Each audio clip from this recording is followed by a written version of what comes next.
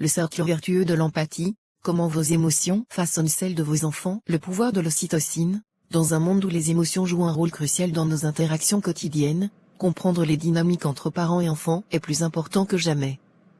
L'attitude des parents influence directement le bien-être émotionnel de leurs enfants, créant ainsi un cercle vertueux ou vicieux selon les émotions partagées. Le lien chimique entre les parents et les enfants, notamment à travers l'ocytocine et le cortisol, montre à quel point nos états émotionnels sont interconnectés. Ce scénario explore l'impact de l'empathie et du stress dans une relation parent-enfant et nous rappelle que nos actions peuvent influencer positivement ou négativement l'avenir émotionnel de nos enfants. Un matin stressant, Claire est dans la cuisine, préparant le petit déjeuner rapidement.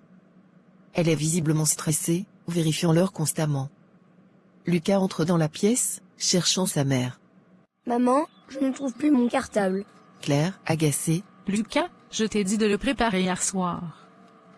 Pourquoi est-ce toujours à la dernière minute avec toi? Lucas semble stressé par la réponse de sa mère. Il commence à chercher son cartable frénétiquement. Mais je pensais l'avoir fait, je suis désolé, je ne sais pas où il est. Bon, laisse-moi chercher. Mais tu vois, c'est exactement pour ça qu'on finit toujours par être en retard. Tu me stresses tellement. Claire continue de chercher, visiblement contrariée. Lucas se renferme sur lui-même, ses épaules tombant, son visage marqué par le stress. L'effet miroir des émotions. Les émotions sont contagieuses, particulièrement entre un parent et son enfant. Ici, Claire exprime son stress, et, sans surprise, Lucas réagit de la même manière. Ce qu'elle ignore, c'est que leur relation chimique est activée. Claire sécrète du cortisol, une hormone du stress, et Lucas fait de même, amplifiant la tension entre eux. Le pouvoir de l'empathie. Plus tard dans la journée, Claire se rend compte qu'elle a mal réagi. Elle voit Lucas dans sa chambre, toujours préoccupé par la matinée.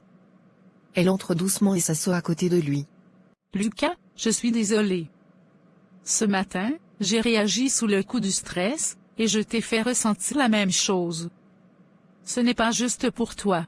Je voulais juste t'aider, mais je ne trouvais pas le cartable. Claire, en le prenant dans ses bras. Je sais, et c'est moi qui n'ai pas su gérer mes émotions. Mais tu sais, chaque fois que je suis calme et que je prends le temps d'écouter, je me sens plus apaisée. Et toi aussi, non? C'est un cercle vertueux. Plus je suis empathique, plus on est tous les deux heureux. Ensemble, on peut créer un environnement où on se sent bien, toi et moi. En choisissant l'empathie, Claire a non seulement calmé ses propres émotions, mais elle a aussi influencé celles de Lucas de manière positive. L'ocytocine, souvent appelée l'hormone du bonheur, est libérée lorsque nous partageons des moments d'empathie et de connexion. Ce lien chimique est puissant, plus un parent exprime de la bienveillance, plus son enfant ressentira cette paix intérieure. Ce scénario met en lumière l'importance des émotions dans les relations parents-enfants. L'empathie ne se contente pas de résoudre les conflits, elle crée un environnement sain où le bien-être émotionnel est cultivé. Comme Claire l'a découvert, chaque choix émotionnel peut être le point de départ d'un cercle vertueux. Nous avons le pouvoir de changer la dynamique avec nos enfants en adoptant des comportements empreints de calme et de bienveillance. Les émotions sont contagieuses, soyez le déclencheur de l'empathie plutôt que du stress, et regardez votre enfant s'épanouir. Parents, prenez le temps de cultiver l'empathie dans vos interactions quotidiennes.